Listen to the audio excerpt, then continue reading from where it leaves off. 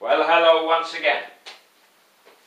Yes, this is me, Leonard Wells, broadcasting as usual from HASLINGDEN, north of Manchester in the UK, on Sunday, 18th of December 2011.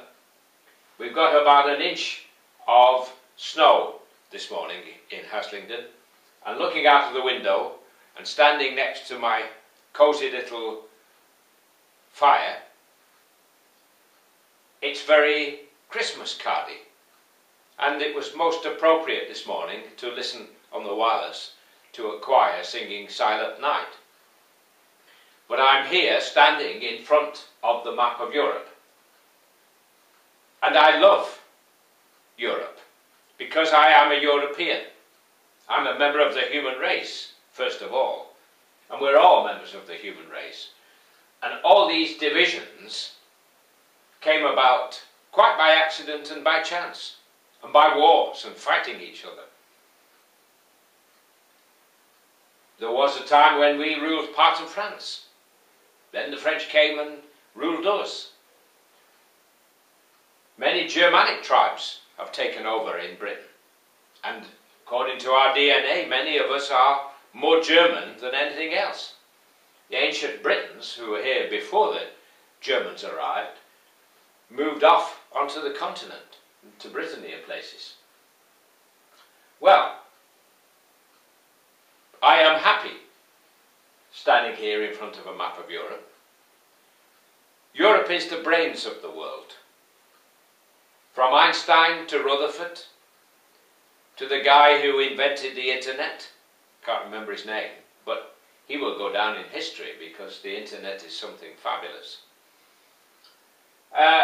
To Goethe and Shakespeare and Beethoven and Bach and Mozart. All this genius came from Europe, and the great Christian traditions were sent all over the world from Europe. The Spanish converted South America to Christianity. The British converted many other parts of our empire to Christianity. So, we've got ourselves today in a little local difficulty, as the politicians used to say. All these divisions have come about quite by chance, quite by accident, by wars, by divisions between human beings, by this constant jumping up and down about our nationality being different from the French or the Germans. If you read the Daily Mail or the Daily Express, you would assume we were still back in 1945, after we'd just fought the Germans for the second time in a century. Yes, the continent of Europe had all the brains. And yet, we still managed to fight each other and butcher each other for 2,000 years, since the time of Christ. And yet we were propagating the Christian faith all over the planet. And the basic tenet of the Christian faith is love thy neighbour as thyself. And yet we killed each other by the millions. In that 2,000 years, 100 million have died in war. War after senseless, useless war. And yet we still say we're Christians. When you see what was done in the 20th century, you would wonder if we were not more barbaric than Attila the Hun. The British fought the Chinese and made them accept our opium in the 19th century. We forced them at gunpoint to take opium. Well, so much for 1940 being our finest hour, Mr. Cameron. Well, it may have been in terms of fighting spirit, but what Mr. Cameron doesn't go on to mention is that it was the Conservative Party, his party, which appeased Hitler. They could have deposed him in 1933 when he invaded the Rhineland. The British Navy and the French Army could have said no. but we chickened out. We appeased him, and look what happened. Well, it's no good looking back to the past and constantly blaming each other, though sometimes it's very easy to do so. We have got to say, never, ever again. And the easiest way to do it is to stop thinking in terms of our differences and think and feel in terms of our similarities, of what we have in common. Now, there are 500 million of us in Europe, and I'm going to include Turkey in Europe because it is more European than it is Middle Eastern. There are over 500 million of us. We are already the greatest trading bloc in the world, by far. We put China in the shade, and the United States. We're almost as much gross domestic product as China and the US combined. Now, doesn't it make some kind of sense, if we're using our loaves, if we all use the same currency? Don't you think that there is some sense in that, instead of having, as at the moment, 27 different currencies, if we didn't have the Eurozone? Doesn't it make some kind of sense? I mean, let me take you back a little while. Not that long ago, before the railways were invented, we had different times in different towns in England. Did that make any kind of sense? Of course, once the railways came along, we had to have the same time, because otherwise you'd have trains arriving before they left, kind of thing. Now, it seems eminently sensible, like they do in the United States. Would we think it was sensible in America if Alabama had its own currency, and California, and Ohio, and Arizona, and Texas, if they all had different currencies? We would think, well, for one thing, it would have restricted the growth of the American economy. So if we just look basically at the basic fact, does it not make economic sense?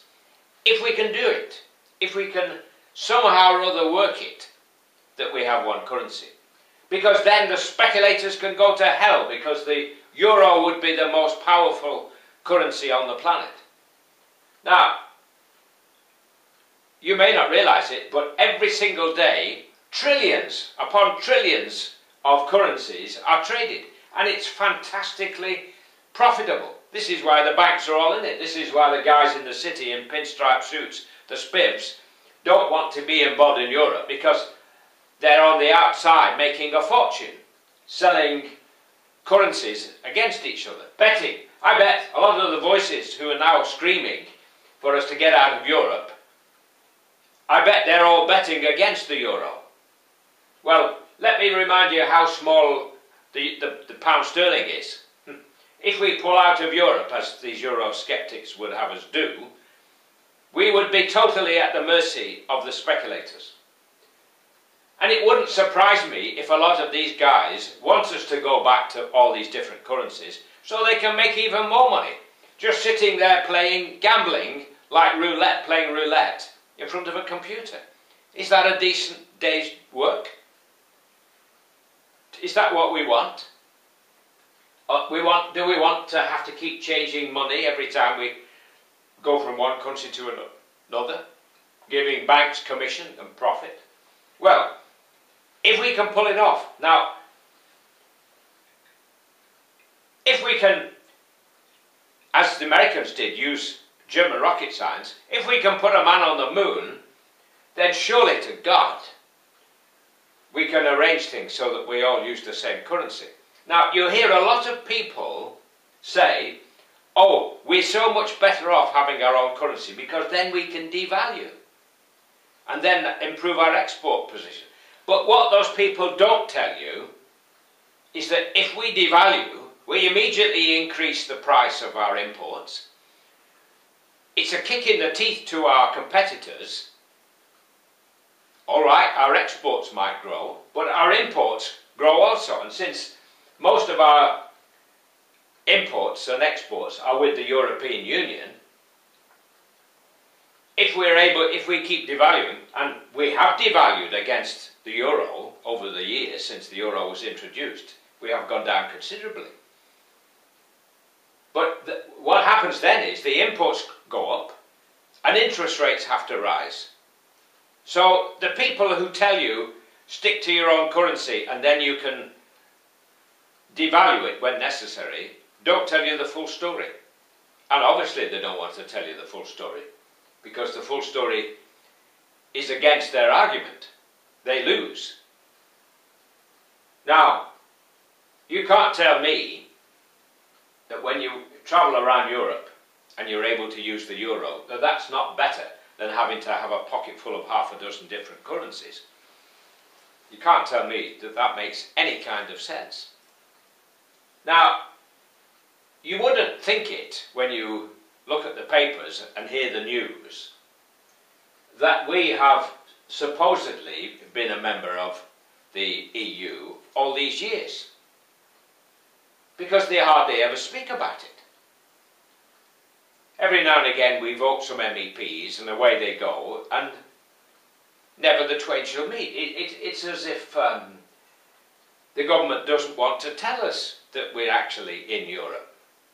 It seems very strange to me that we don't hear as much about Europe over here as we do about Westminster.